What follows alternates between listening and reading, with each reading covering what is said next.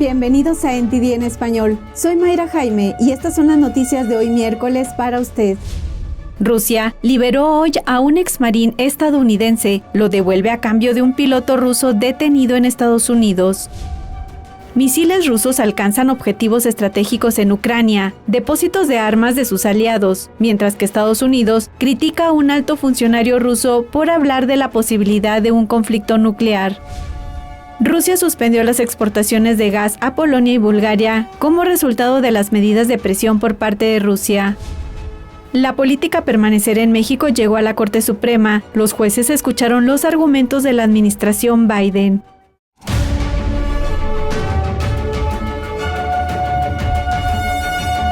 Nuevamente bienvenidos a NTD en español. Nuestro compromiso es traerle las noticias de forma honesta y veraz. Muchas gracias por acompañarnos. Y comenzamos. El gobierno ruso liberó hoy miércoles de la cárcel al exmarín estadounidense Trevor Reed, quien fue devuelto a cambio de un piloto ruso retenido en Estados Unidos. Reed estaba cumpliendo una sentencia de 9 años en Rusia. Fue acusado en 2019 de agredir a 2 policías que lo llevaron a una comisaría de Moscú. Los informes dicen que estaba ebrio en ese momento. Moscú lo cambió por un piloto ruso, Konstantin Yaroshenko, que estaba cumpliendo una pena de 20 años en Estados Unidos tras una condena por cargos de drogas. En 2010 fue detenido en Liberia y extraditado a Estados Unidos. Las autoridades rusas acusaron en su momento a Estados Unidos por no haber notificado a su servicio consular la detención y extradición del hombre. Rusia intentó durante años que Yaroshenko regresara, mientras rechazaba las peticiones de Estados Unidos para devolverles a Reed. Los diplomáticos rusos dijeron que el intercambio de prisioneros fue el resultado de un largo proceso de negociación. El presidente de Estados Unidos celebró en un comunicado la libertad de Reed. Dijo que pudo escuchar de la voz de sus padres cuánto lo extrañan. I'm going to try not to cry because he doesn't want me to cry, but obviously I'm going to cry a little bit and give him big hugs and just give him hugs and it'll be the 4 of us together again in a few years, so it's going to be great. I want to hug him and not let him go. I was in Russia for 14 months and I probably went to at least 20 different trial hearings where he's standing in a cage and they won't let me touch him, shake his hand or anything. So obviously, it'll be good to finally give my son a hug. La familia de Reed dice que la salud de su hijo se deterioró durante el tiempo que estuvo detenido. Se le mantuvo en confinamiento solitario y como protesta hizo una huelga de hambre. Sus padres también dijeron que no recibió la atención médica adecuada para la tuberculosis. Rusia negó las acusaciones el mes pasado, afirmando que Reed no había estado en contacto con ningún enfermo de tuberculosis. Muchos estadounidenses permanecen bajo custodia rusa, incluida la estrella de la WNBA, Brittney Griner. Rusia dice que destruyó un depósito de armas en Ucrania que albergaba armas de Estados Unidos y Europa. Esto después de que el ministro de Asuntos Exteriores de Rusia acusara a la OTAN de participar en una guerra de poderes con Rusia al suministrar armas a Kiev. El Ministerio de Defensa de Rusia dijo el miércoles que sus misiles Kalibr alcanzaron un depósito de armas en la región ucraniana de Zaporizhia, que alberga armas de Estados Unidos y de países europeos. NTD no ha podido confirmar de forma independiente la afirmación de Rusia. Los misiles rusos también alcanzaron y dañaron un puente estratégico en la región de Odesa el martes, según el ayuntamiento de la ciudad. La policía ucraniana publicó este video que muestra los daños. Este puente es una conexión clave entre el sur de la región de Odesa y el resto de Ucrania. Mientras tanto, el líder ruso Vladimir Putin se reunió el martes en Moscú con el secretario general de la ONU, Antonio Guterres. Putin dijo que Rusia y Ucrania siguen negociando en línea y que espera resultados positivos, pero advirtió que primero tienen que resolver las cuestiones territoriales. No podemos firmar garantías de seguridad sin zanjar las cuestiones territoriales relacionadas con Crimea, Sebastopol y las repúblicas de Donbass. Rusia anexionó Crimea de Ucrania en 2014 y Moscú reconoció la independencia de las repúblicas populares de Donbass en febrero. El martes, el jefe de la ONU también se reunió con el ministro de Asuntos Exteriores ruso, Sergei Lavrov. Antonio Guterres dijo que su objetivo es salvar vidas y reducir el sufrimiento. Estoy profundamente convencido de que cuanto antes acabemos con esta guerra, mejor para el pueblo de Ucrania, para el pueblo de la Federación Rusa y para los que están más allá. Guterres propuso crear un grupo que reúna a Rusia, Ucrania y la ONU para abrir corredores seguros para los civiles. Mientras tanto, el Departamento de Estado estadounidense criticó el martes al ministro ruso Lavrov por sus comentarios sobre la posibilidad de una guerra nuclear. Creemos que hablar de armas nucleares, de intensificar un conflicto nuclear, es especialmente irresponsable. Es el colmo de la irresponsabilidad. Todo esto mientras el personal de la Embajada de Estados Unidos comienza a viajar a Ucrania de nuevo para restablecer la embajada americana allí. El gigante energético ruso Gazprom dejó de suministrar gas a Polonia y Bulgaria este miércoles como parte de una intensificación del conflicto entre Moscú y Occidente por su invasión a Ucrania. Polonia y Bulgaria son los primeros países a los que el principal proveedor de Europa ha cortado el gas desde que Rusia inició su invasión. Sin embargo, el primer ministro polaco afirmó el martes que el suministro energético del país está asegurado. Nuestros depósitos de gas están cubiertos en un 76%. Es un nivel de carga elevado, mucho más alto que en la mayoría de los países europeos. Por lo tanto, también en este periodo de transición, antes de que se ponga en marcha el gasoducto del Báltico, podremos recurrir a nuestros recursos y también obtener gas de todas las demás direcciones posibles. El presidente ruso Vladimir Putin exige a los países que califica de hostiles que paguen el gas en rublos y amenaza con cortar el suministro de gas si no se cumplen plenamente las demandas. Bulgaria, que depende casi por completo de las importaciones de gas ruso, dijo que el nuevo plan de pagos propuesto constituía una violación del contrato. Por su parte, Polonia, cuyo acuerdo de gas con Rusia expira a finales de este año, dijo en repetidas ocasiones que no cumplirá el nuevo esquema de pagos de gas. También dijo que no prorrogará el contrato. Estamos preparados para cortar completamente los recursos rusos. Tanto en lo que respecta al carbón, el corte se hizo por iniciativa nuestra. Introducimos un embargo el 16 de abril. Estamos listos para cortar el gas por completo. También estamos preparados para cortar por completo el petróleo ruso. La medida de cortar los suministros se produjo tras las sanciones impuestas por Varsovia contra personas y empresas rusas a raíz de lo que Moscú llama su operación militar especial en Ucrania para desarmar al país y protegerlo de los fascistas. Nuevos correos electrónicos arrojan más luz sobre el encubrimiento de la pandemia por parte de Beijing. Los correos electrónicos muestran que el régimen chino rechazó una oferta de ayuda de Estados Unidos en las primeras etapas cuando el virus estalló por primera vez. Esos correos electrónicos fueron obtenidos por The Epoch Times. Beijing reconoció oficialmente que había un brote de una enfermedad de neumonía desconocida en 2020. Y 3 días después, el jefe de los CDC en ese momento, Robert Redfield, escribió a su homólogo chino George Gao pidiéndole que aceptara su llamada.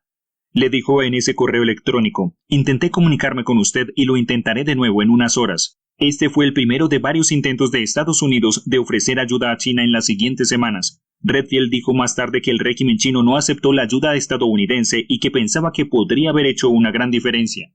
El exdirector de los CDC dijo que mantuvo extensas conversaciones con su homólogo en los primeros días de la pandemia y que tenía un equipo de 20 personas listo para ir a China. Según un informe, el homólogo chino fue quien rechazó personalmente las ofertas. Gao dijo que le faltaba autorización. Este es un caso en el que China puso trabas a Estados Unidos cuando comenzó la pandemia.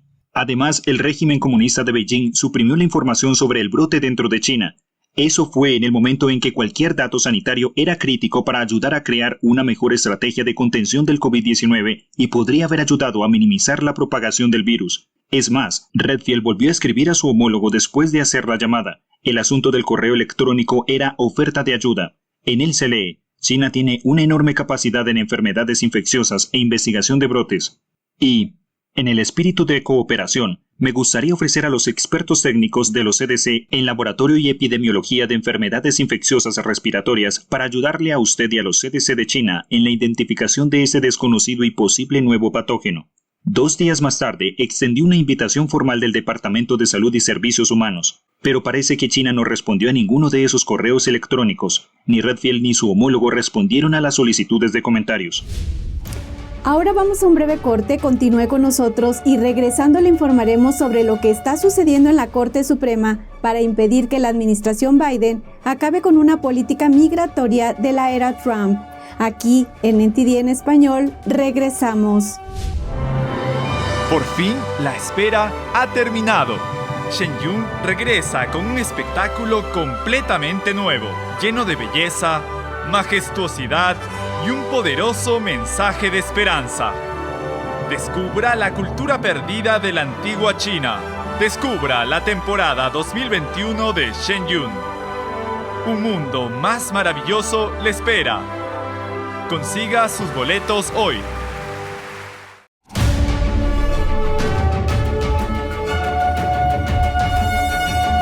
Una ley federal desestimó todas las impugnaciones a una disposición de Texas que prohíbe el aborto una vez que se detecta los latidos cardíacos en el feto. La ley promulgada el año pasado ha enfrentado numerosas impugnaciones desde su creación, pero ninguna ha tenido éxito. La Corte de Apelaciones del Quinto Circuito devolvió hoy la impugnación a la Corte Inferior y ordenó desestimar todas las impugnaciones a las disposiciones de aplicación privada. Esto se refiere al novedoso método de aplicación de la ley que permite a los ciudadanos demandar a cualquier persona sospechosa de realizar o ayudar en un aborto. La ley prohíbe el aborto a partir de la 6ª semana de gestación, cuando se puede detectar el latido del corazón del feto. El gobernador de Texas celebró la decisión de la Corte, diciendo que la ley está salvando bebés todos los días. Desde que entró en vigor la ley, los abortos en el estado han descendido considerablemente.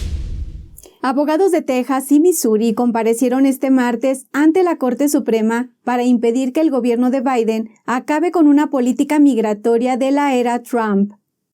Opositores y partidarios de la política de permanecer en México se reunieron fuera de la Corte Suprema en Washington, D.C. el martes. Permanecer en México, formalmente conocido como Protocolos de Protección al Migrante, es una política de inmigración que requiere que algunos inmigrantes que buscan asilo permanezcan en México mientras esperan sus audiencias. Los jueces escucharon los argumentos del gobierno de Biden, quien está apelando un fallo de un tribunal inferior que restablece la política de Trump de permanecer en México. Esto después de que los fiscales generales de Texas y Missouri demandaran para mantener el programa. Estamos argumentando que la administración de Biden, al igual que el resto de nosotros, tiene que seguir la ley federal, tiene que detenerlos o devolverlos a su país de origen. Biden suspendió la política de Trump en su primer día en el cargo y el secretario de Seguridad Nacional, Alejandro Mayorkas, la puso fin oficialmente en junio de 2021. En diciembre, un tribunal federal de distrito la restableció, ya que el gobierno carece de capacidad para detener a todos los migrantes que esperan una audiencia. Esta es una cuestión central sobre el Estado de Derecho y sobre la seguridad fronteriza y el nivel de anarquía de la administración Biden. Y cómo han manejado esos temas es asombroso, y por eso hemos salido victoriosos ante el Tribunal Inferior, y por eso estamos aquí hoy. La administración de Biden también está siendo demandada por otra política de inmigración llamada Título 42. El Título 42 es un programa de la era de Trump que permite a las autoridades federales deportar rápidamente a los inmigrantes ilegales debido a las preocupaciones de salud pública sobre la propagación del virus del PCC. El 1 de abril, el presidente Biden anunció sus planes para derogar el Título 42 en mayo. El fiscal general de Texas, Ken Paxton, solicitó una moción de emergencia para congelar la orden de terminación del presidente en un tribunal federal. Al poner fin a la política de permanencia en México y al Título 42, el fiscal general de Texas considera que se dejan abiertas lagunas en la política de inmigración de Estados Unidos. No están huyendo de la patrulla fronteriza, se están entregando, porque así es como funciona ahora. Los cárteles los entregan, la administración Biden los transporta. Sin suficientes centros de detención en Estados Unidos, Texas y Missouri argumentan que la única opción de la administración es hacer que los inmigrantes esperen en México hasta sus audiencias. Algunos demócratas también se oponen a terminar con las políticas actuales sin poner primero otra solución. Realmente tenemos una crisis en nuestras manos. La frontera es una crisis y tenemos que abordarla. Tenemos que asegurar nuestras fronteras. Nuestras fronteras no están aseguradas. Hay que asegurarlas. La decisión de poner fin al Título 42 está siendo impugnada legalmente por 22 estados y se enfrenta a la oposición de senadores demócratas y republicanos hasta que el presidente declare el fin de la emergencia nacional COVID-19. El lunes, un juez federal bloqueó temporalmente la derogación.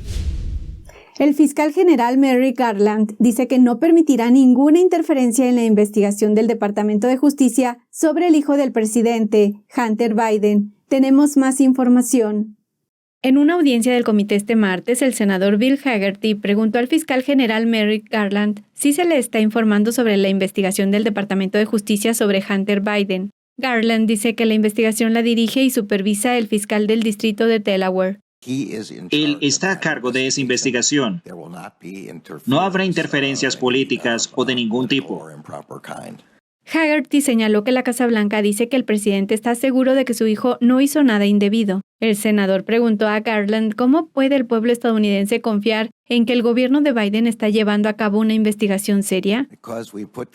Porque pusimos la investigación en manos de una persona asignada por Trump y porque me tienen a mí como fiscal general que está comprometido con la independencia del Departamento de Justicia de cualquier influencia de la Casa Blanca y de los asuntos penales. Hunter Biden reveló por primera vez la investigación a finales de 2020, afirmando que los fiscales estaban investigando sus asuntos fiscales.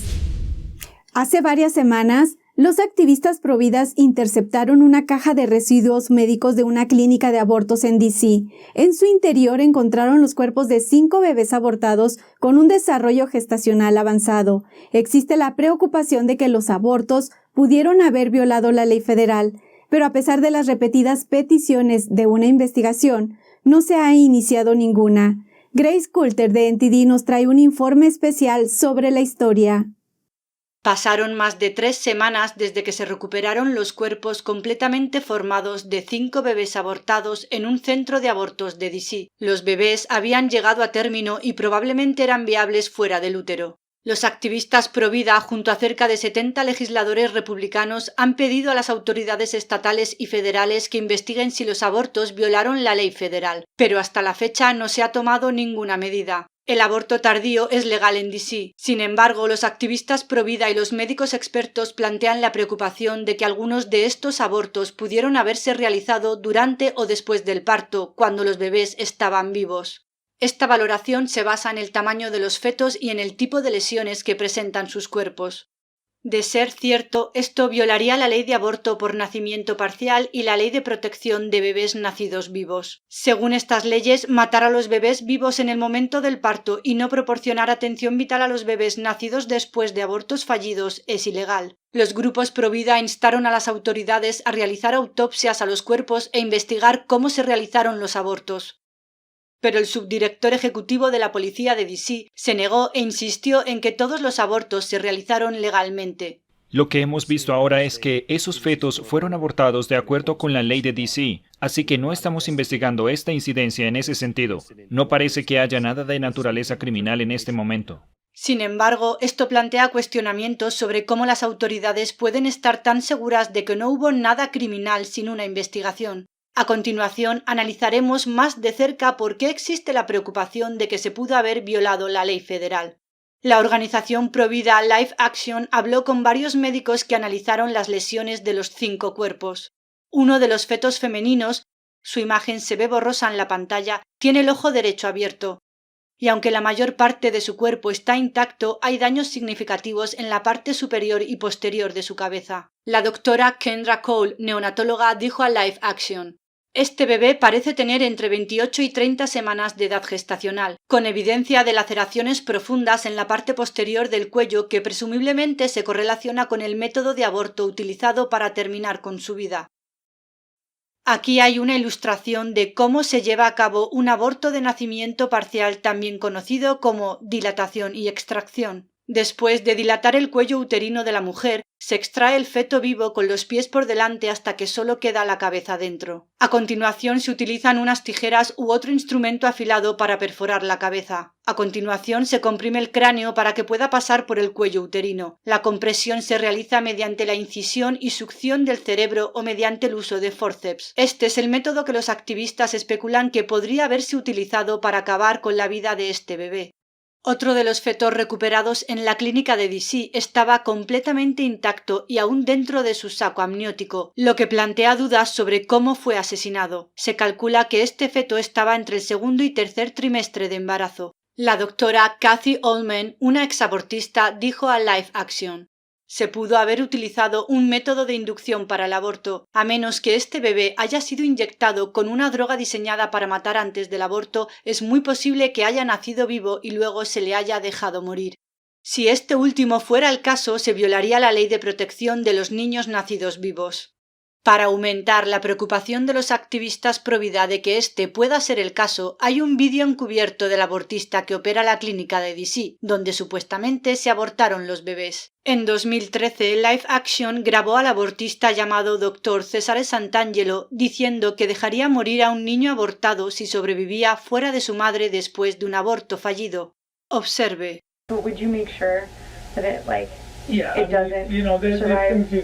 Let's say you went into labor, the membrane's ruptured, and you delivered before we got to the termination part of the procedure here. Then we would do things, we would not help it. Okay. Whereas if you were in a hospital in Virginia, let's say, and you went into labor and you went to the hospital, and then they saw you deliver, they would do everything possible to help that fetus survive. Okay, but you won't. We wouldn't. Okay. Ese era el médico hablando con una investigadora encubierta. Ahora bien, es posible que todos estos abortos se hayan realizado legalmente de acuerdo con la ley federal. Pero la cuestión es que no se está investigando. Hablé con Christina Bennett, corresponsal de noticias de Live Action. Ella me dijo que cuando se trata de instalaciones de aborto hay una amplia falta de supervisión. Dice que esto pone en riesgo a la mayoría de los bebés y mujeres. Dependiendo del estado en el que se encuentre, algunos estados ni siquiera informan cuando hay un aborto fallido. Algunos estados ni siquiera informan de los abortos de nacimiento parcial, o algunos estados no informan de las complicaciones de abortos. He oído muchas historias aquí en mi estado en las que mujeres han ido a la clínica de abortos y luego salen y van al hospital de Yale o a otros hospitales más tarde, porque tuvieron un aborto fallido y necesitan atención de emergencia. Y no hay mucha justicia para ellas. De hecho, voy a trabajar con una mujer en breve y grabaré su historia porque tuvo una experiencia de aborto fallido aquí, que le hizo perder su fertilidad. Y trató de demandar, pero no pudo. Ella es una joven en sus 20s e imagina, intenta demandar a Planned Parenthood. Esa es una organización multimillonaria que tiene mucho poder. Y entonces es muy difícil. No siempre se les hace responsables. De hecho, en Connecticut, mi estado, las clínicas de aborto son menos inspeccionadas de lo que se inspecciona a los salones de uñas. E incluso, si vemos el caso de Kermit Gatz, el médico abortista que ahora está en la cárcel cumpliendo cadena perpetua, no fue hasta que empezó a vender medicamentos recetados ilegalmente en su clínica que lo encontraron. Y por eso hay que pensar que si estaban dispuestos a mirar para otro lado, ahora, ¿con cuántos médicos abortistas están mirando para otro lado? En todo el país hay mujeres que hablan de procedimientos de aborto que salieron mal, de mala praxis en los centros de aborto y de casos en los que sienten que fueron forzadas por los proveedores de servicios de aborto a abortar después de cambiar de opinión. Pero sus voces no suelen ser escuchadas y con demasiada frecuencia no se toman medidas contra el lugar. La mayoría de las veces, solo gracias a la labor de los activistas pro vida, estas cosas salen a la luz pública. Como mencionó Christina, el exabortista y asesino convicto Kermit Gosnell se salió con la suya durante años antes de ser finalmente clausurado y llevado a juicio en Pensilvania. Gosnell fue condenado en 2013 por los asesinatos de 3 bebés nacidos vivos durante un aborto inducido y por homicidio involuntario por la muerte de una mujer que falleció durante un aborto. Se presentaron docenas de acusaciones similares contra Gosnell, pero no hubo suficientes pruebas para condenarlo. Un gran jurado informó que los funcionarios estatales no visitaron ni inspeccionaron las prácticas de Gosnell durante casi 2 décadas. Además, el jurado declaró que varios departamentos gubernamentales y hospitales eran conscientes de la mala praxis y los procedimientos ilegales llevados a cabo por Gosnell, pero aún así no se hizo nada. Incluso cuando Gosnell fue acusado, su caso prácticamente no recibió atención nacional. Solo después que Kirsten Powers criticó a los medios de comunicación en una columna del USA Today por no informar sobre el juicio, el caso llegó a los titulares nacionales. Un gran jurado que investigó los fallos de supervisión del Estado llegó a esta conclusión. Escribieron: la inercia burocrática no es precisamente una noticia, lo entendemos, pero creemos que esto fue algo más. Creemos que la razón por la que nadie actuó es porque las mujeres en cuestión eran pobres y de color, porque las víctimas eran bebés sin identidad y porque el tema era el fútbol político del aborto. ¿Podría ser que la razón por la que no se investigan las muertes de los 5 bebés de DC sea por la naturaleza extremadamente polarizada y controvertida del aborto? Quizás. Tal y como están las cosas, la alcaldesa de DC y las autoridades se niegan a dar respuestas. En última instancia, el caso Gosnell impulsó una mayor supervisión gubernamental de los centros de aborto en Pensilvania. Los activistas pro vida esperan que los 5 bebés de DC puedan impulsar el mismo tipo de cambio en todo el país.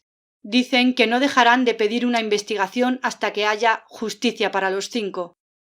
Grace Coulter, NTD Noticias. Ahora vamos a un breve corte, continúe con nosotros y regresando le informaremos sobre las actualizaciones del juicio de Johnny Depp. Esto y más aquí en NTD en español. Regresamos.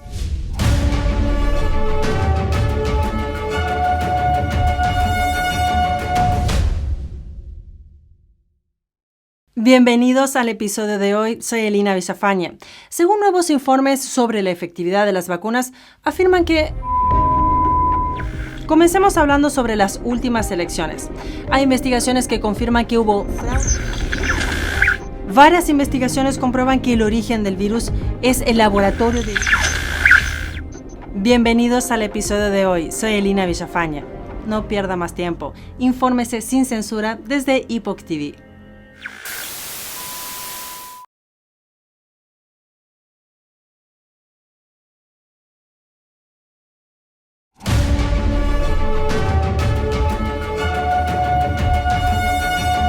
La encargada de la isla privada de Johnny Depp testificó y el equipo legal de Depp también trajo a un psicólogo forense que diagnosticó a Amber Heard con 2 trastornos de personalidad. Tenemos la historia. Tara Roberts es la encargada de la isla privada de Johnny Depp y recordó una pelea entre Depp y Heard. Amber le decía que era un actor fracasado, que iba a morir como un viejo gordo y solitario, y se escuchó que le decía: me golpeaste con una lata. Se escuchó: me golpeaste con una lata, y luego él bajó las escaleras. Dijo que Depp intentó entonces marcharse y que Heard lo siguió hasta un vehículo. Estaba en el asiento y Amber se le acercó y le pidió que volviera a la casa, que por favor regresara a la casa, y se disculpaba, que por favor volviera a la casa. Roberts dijo que ella y su colega entonces los separaron. Roberts acompañó a Depp a una cafetería cercana donde le puso hielo en un corte de la nariz. El equipo legal de Depp también trajo a un psicólogo clínico y forense para testificar.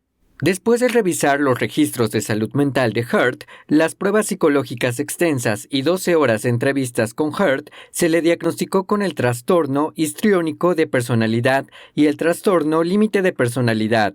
Explicó que el trastorno límite de personalidad se manifiesta como una inestabilidad de las emociones, las relaciones y el sentido de sí mismo, con un terror subyacente al abandono. Cuando alguien tiene miedo de ser abandonado por su pareja o por cualquier otra persona de su entorno y tiene este trastorno, hará intentos desesperados para evitar que eso suceda. Y esos intentos desesperados pueden ser agresiones físicas, pueden ser amenazas, pueden ser daños a sí mismos. Son comportamientos muy extremos y muy preocupantes para la gente que les rodea. Los abogados de Heard dicen que Depp abusó de ella física y sexualmente, y que las negaciones de Depp carecen de mérito porque a menudo estaba borracho y drogado hasta el punto de perder el conocimiento. Un ex entrenador de fútbol americano fue despedido por el distrito escolar porque se negó a dejar de rezar en el campo, y este lunes su caso fue llevado ante la Corte Suprema. El resultado tiene amplias implicaciones en la separación de la Iglesia y el Estado. Tenemos la historia. Un entrenador que realiza la señal de la cruz antes de un partido, un profesor de matemáticas que lee la Biblia antes de que suene la campana y un entrenador que organiza a un grupo cristiano después de la escuela. Estos fueron todos los escenarios hipotéticos planteados por los jueces de la Corte Suprema durante los argumentos de inicio del lunes en el juicio Kennedy contra el distrito escolar de Bremerton. La Corte debe decidir si el exentrenador de fútbol de la escuela secundaria tenía derecho a arrodillarse y dirigir las oraciones después del juego en una línea de 50 yardas. La cuestión es si, como empleado público, las acciones de Kennedy equivalen a un discurso gubernamental que puede ser regulado según los precedentes de la Corte Suprema, o a un acto privado separado de sus deberes oficiales que la primera enmienda protege. El juez Samuel Alito sugirió que el distrito escolar despidió a Kennedy específicamente por su discurso religioso. Suppose that everything about this case is exactly the same as it was in reality, with this one difference. When Coach Kennedy went out to the center of the field on these 2 occasions, all he did was to wave a Ukrainian flag. Would you have fired him? El distrito escolar dice que la oración de Kennedy podría presionar a los estudiantes a hacer lo mismo y poner al propio distrito en riesgo de demandas. Se espera que la Corte Suprema tome una decisión antes de su receso de verano. La defensa de Hugo El Pollo Carvajal respondió a las declaraciones del abogado del candidato de izquierda colombiano Gustavo Petro, que aseguró que el ex jefe de inteligencia venezolano no tiene nada que decir de él a la justicia colombiana. La abogada del general venezolano Hugo El Pollo Carvajal desmintió a la defensa del candidato colombiano Gustavo Petro, que aseguró que Carvajal no tenía nada que decir a la justicia colombiana sobre la presunta financiación de Petro por parte de la dictadura venezolana. La semana pasada, la Audiencia Nacional de España citó al ex jefe de inteligencia venezolano para declarar sobre la financiación del aspirante presidencial de Colombia. Sin embargo, Carvajal se abstuvo de declarar alegando que se encontraba en un proceso de extradición hacia Estados Unidos. Durante una entrevista con NTN 24 y RCN Mundo, la abogada María Dolores Argüelles aclaró que su cliente sí tiene información sobre Petro y quiere declarar, pero busca garantías en su proceso de extradición hacia Estados Unidos, donde podría ser condenado hasta con 4 condenas perpetuas. Él lo que dijo es que tiene pendiente su situación en Estados Unidos, que salió de Venezuela para colaborar no solamente con Colombia, sino con todo el mundo, que con Colombia tienen un deber especial de rendición de cuentas y de colaboración por tantos años que han maltratado desde Venezuela a Colombia. La abogada también expresó la intención de Hugo Carvajal de reunirse con las autoridades colombianas para entregar información sobre la presunta financiación ilegal de Gustavo Petro, así como información sobre asuntos de seguridad nacional. Argüelles aclaró que hasta el momento ningún funcionario de Estados Unidos o de algún país extranjero se ha reunido con él para proporcionar dicha información. Esto es todo por hoy. Los invitamos a seguir la programación por Epoch TV y a acceder a todo nuestro contenido sin censura. Gracias por acompañarnos, que tengan una excelente tarde y nos encontramos en el noticiero de esta noche.